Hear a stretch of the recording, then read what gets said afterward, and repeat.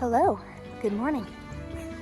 Wilder and I are out exploring this morning. The library is closed today, so I have a day off. And then after this, I'm gonna go do some studying. We're walking on the road because we're trying to avoid the mud.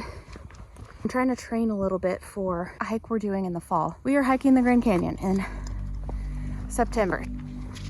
Whatever corner of the world you're in, I hope you're okay. Most of us have really big hearts, and we just really can't let all this propaganda separate us from each other. The last couple of weeks have been very much a test of keeping a strong mindset while also honoring and acknowledging the harder emotions and the harder moments that might have in the past been something that would have thrown off my mindset completely. I just noticed that I'm able to let go more now at this phase of life than in the past. Part of preparing for this trip in the fall has to do with that.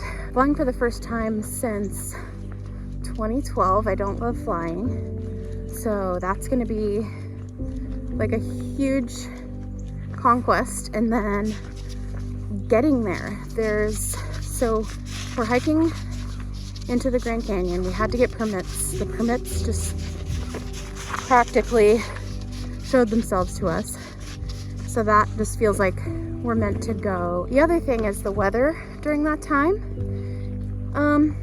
is hit or miss when it comes to like flooding and such, and it can be really dangerous in the bottom of the Grand Canyon.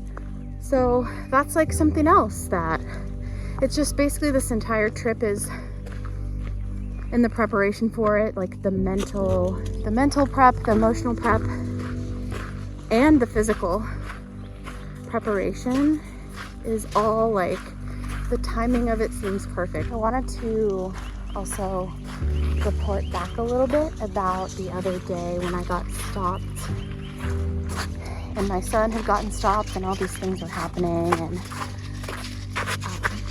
I was watching everybody losing their patience all around me and pulling out and backing away. And just after reflecting on that a little more, I was thinking about the way that when we're faced with these moments, and they're very divine moments, where in a split second we're making these micro decisions that we don't even realize we're making. For every person that chose to throw their hands up in the air and,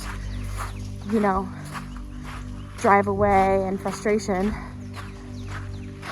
those people really missed out on an opportunity to notice, or to be at least given the lesson of noticing and making those kind of micro decisions to slow down and pay attention.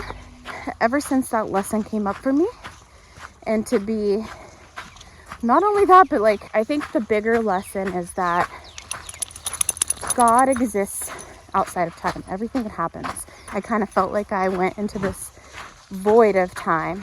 And so I think when those situations happen and we choose to rest and choose to slow down and choose to notice, in that exact moment we are existing outside of time, right then and there.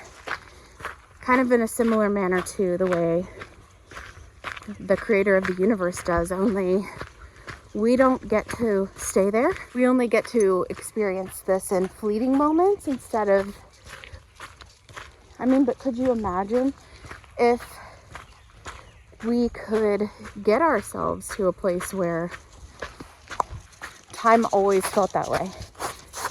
Time felt like it wasn't a thing anymore, because it really isn't.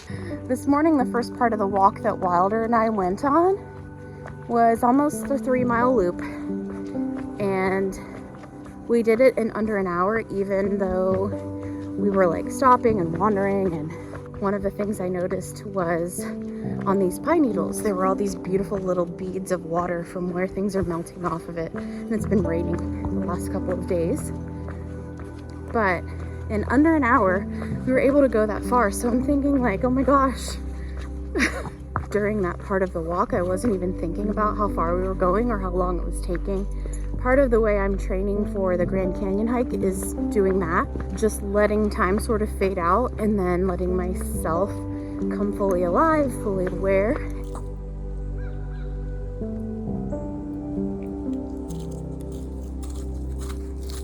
It just seems like the perfect day to be reflecting on all of these things, and we're getting back to the car where my cold coffee is waiting for me, my cold gas station coffee.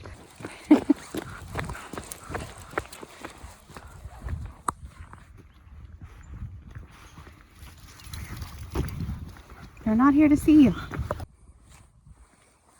When I was a teenager, I used to always get these Speedway French vanilla cappuccinos. Every once in a while, I'll just crave those.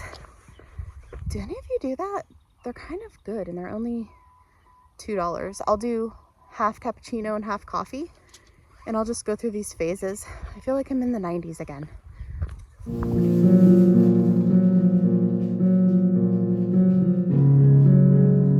Wilder, come say hi. Come say hi. Let's go get in the car.